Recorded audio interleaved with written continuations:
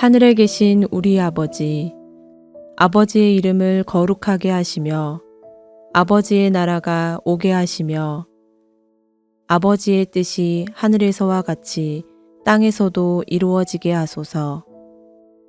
오늘 우리에게 일용할 양식을 주시고 우리가 우리에게 잘못한 사람을 용서하여 준 것 같이 우리 죄를 용서하여 주시고 우리를 시험에 빠지지 않게 하시고 악에서 구하소서. 나라와 권능과 영광이 영원히 아버지의 것입니다. 아멘.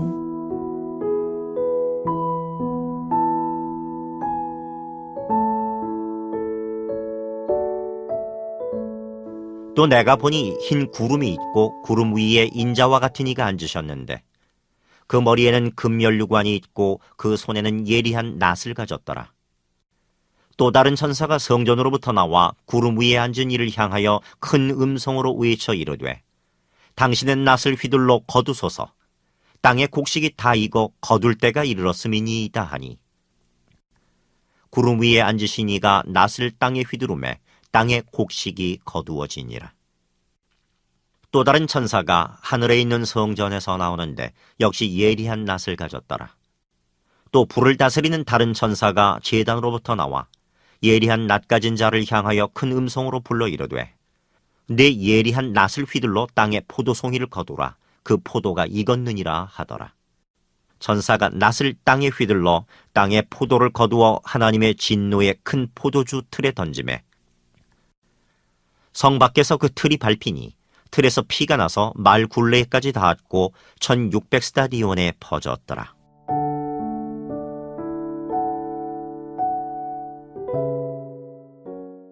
어제는 어린 양과 함께 승리의 새 노래를 부르는 사람들, 여기에 대해서 살펴보았습니다. 어제 다루지는 않았지만은 본문 뒷부분에는 심판에 대한 메시지도 있었습니다. 천사들이 나와서 하나님을 두려워하고 그분을 경배하라, 이런 복음을 선포했고요. 큰 성 바벨론이 무너질 것도 선포했습니다. 뒤이어서 다른 천사는 짐승을 경배하는 자들이 심판받게 될 거다, 이런 말도 했습니다. 오늘 본문은 심판을 추수하는 것으로 묘사를 합니다. 아주 강력한 심판을 묘사하는데 이 안에 담겨 있는 우리를 향한 하나님의 메시지는 무엇인가 생각해 보겠습니다. 오늘 본문에서는 가장 먼저 인자와 같은 이가 나옵니다. 인자는 사람의 아들이라는 말인데 예수께서 자신을 이렇게 부르셨습니다. 사람의 아들, 인자라는 말은 하나님의 본체이시면서 사람의 모습으로 이 땅에 오셔서 우리를 구원하시는 그 십자가 죽음을 강조할 때 이야기합니다. 다니엘은 예수님에 대해서 이렇게 묘사를 합니다. 내가 또 밤 환상 중에 보니 인자 같은 이가 하늘 구름을 타고 와서 옛적부터 항상 계신 이에게 나아가 그 앞으로 인도되매 그에게 권세와 영광과 나라를 주고 모든 백성과 나라들과 다른 언어를 말하는 모든 자들이 그를 섬기게 하였으니 그의 권세는 소멸되지 아니하는 영원한 권세요 그의 나라는 멸망하지 아니할 것이니라. 인자 같으니 그리스도는 하나님께로부터 권세와 나라와 영광을 받게 되는 분입니다. 그리스도께서 받게 되는 권세는 영원하고 나라는 영원히 멸망하지 않습니다. 이 인자 같으니 그리스도께서 머리에 금으로 된 면류관을 쓰고 계신다고 말합니다. 면류관은 승리자가 쓰는 것인데 이게 금으로 만들어졌다는 것은 그 승리가 완전하다 이것을 의미하는 것이죠. 완전한 승리자이신 그리스도의 손에는 예리한 낫도 들려 있습니다. 이것은 심판의 도구입니다. 금 면류관 쓰신 승리자 그리스도께서 심판을 시작하시는데 그 손에 든 심판 도구 낫이 예리합니다. 완전한 심판이 임한다는 것이죠. 완전한 승리자 그리스도께서 완전한 심판을 어떻게 시작하시는지 그 안에 있는 메시지는 무엇인지 살펴보겠습니다. 인자 같은 이의 모습을 설명한 뒤에는 예리한 낫으로 추수가 일어나는 것을 설명합니다. 두 종류의 각기 다른 추수를 이야기하는데 먼저는 곡식을 추수하는 것이고 그 다음은 포도송이를 추수하는 것입니다. 이 두 추수가 같은 것처럼 보이지만 사실은 완전히 다른 추수입니다. 하나는 구원을 말하고 다른 하나는 심판을 말하기 때문입니다. 곡식을 추수하는 것이 구원을 의미하고 포도송이를 추수하는 것은 심판을 의미하는 것이죠.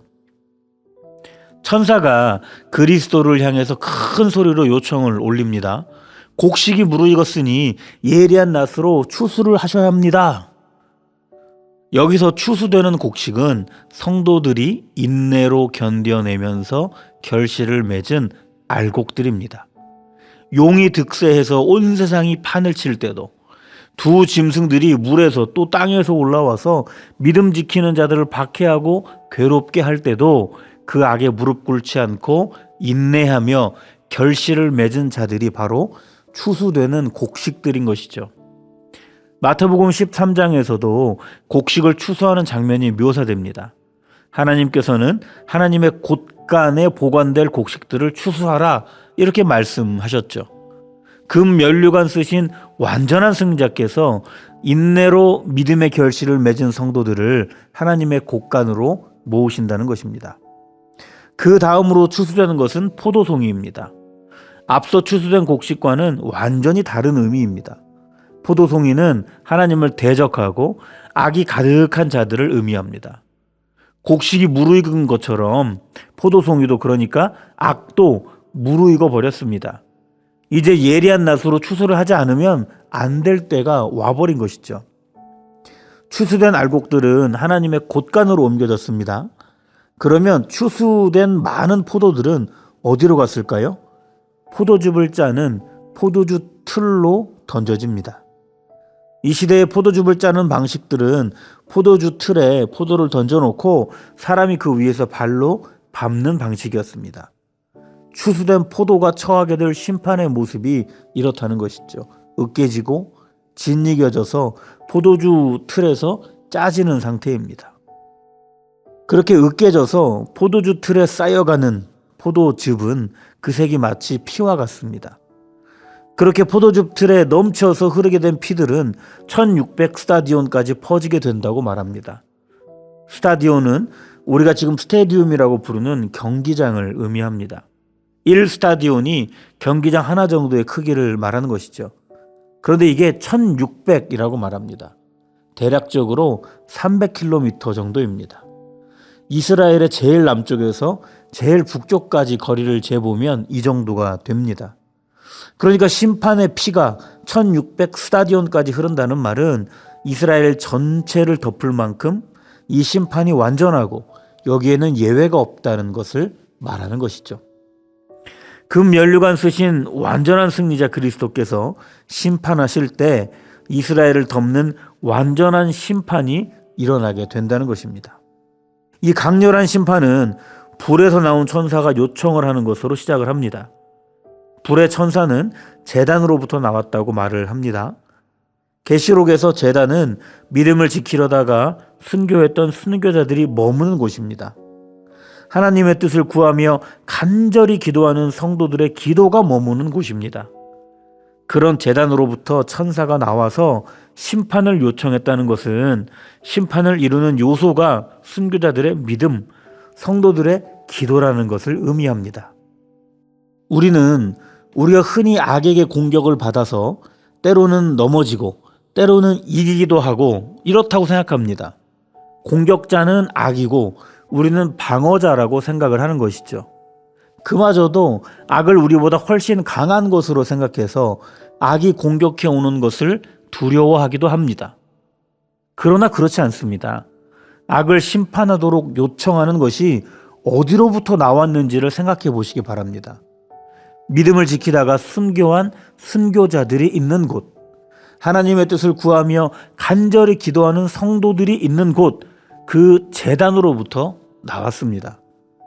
그러니까 성도들은 악에게 지배를 받는 자가 아닌 것이죠.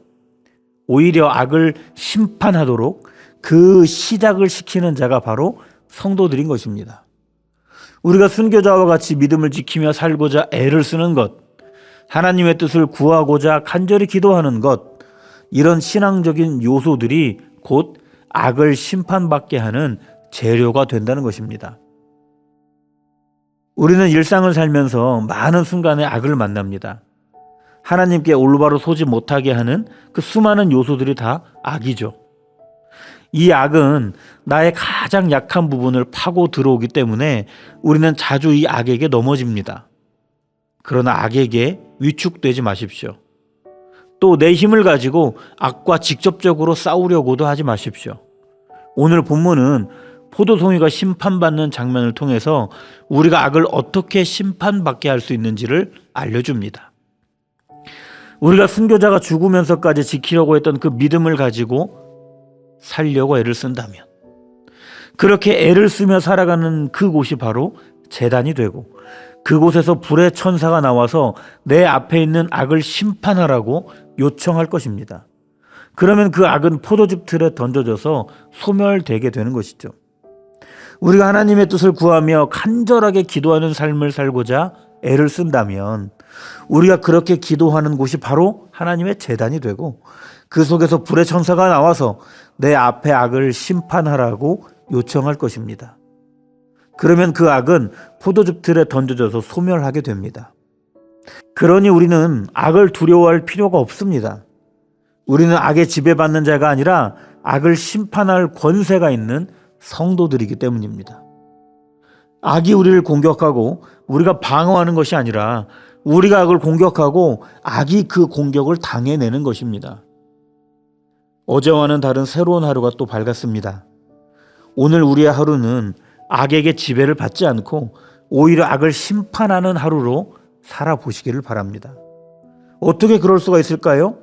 순교자들이 목숨으로 지키려고 했던 그 믿음을 우리도 지켜내려고 애를 쓰며 사는 오늘이 되어야 하는 것이죠. 세상의 상식과 내 앞에 펼쳐진 사정들은 믿음을 온전히 지키기 어렵게 만듭니다. 적당히, 당연히 이런 말로 얼마나 많은 순간에 우리가 믿음을 기억하지 못하고 살아갑니까? 오늘 하루는 순교자들이 지켜냈던 그 믿음을 우리도 지켜가면서 악을 심판받게 하는 하루로 살아보시길 바랍니다. 오늘 우리의 삶이 어때야 하겠습니까? 하나님의 뜻을 구하는 성도들의 간절한 기도와 같이 우리도 하나님의 뜻을 구하며 기도로 하루를 살아가야 하겠습니다. 세상살이는 하나님의 뜻을 구하는 것을 너무 고상한 것으로 생각하게 합니다. 지금 내가 하나님의 뜻이나 구할 여유가 없다, 이렇게 생각하게 만들죠. 이 모든 악으로부터 벗어나서 하나님의 뜻을 구하는 간절한 기도로 하루를 살아보신다면 오늘 나의 기도를 통해 악은 심판받게 될 것입니다. 오늘 우리가 살아가는 삶의 순간들을 제단으로 만들어서 악을 심판하는 하루로 사시는 저와 우리가 되기를 간절히 바랍니다. 거룩하신 하나님, 악을 두려워하지 않게 하시고 악 앞에 위축되지 않게 하소서. 순교자들이 지켜냈던 믿음을 오늘 내 삶에도 지켜나가게 하시고 성도들의 간절한 기도가 하늘에도 올라갔듯이 오늘 내 삶에서도 그런 기도가 흐르게 하셔서 악에게 지배받지 않고 오히려 악을 심판받게 하는 하루로 살도록 도와주옵소서. 예수님의 이름으로 기도드립니다. 아멘. 계속해서 오늘 주신 말씀에 따른 더 깊은 묵상과 기도를 이어가시기 바랍니다.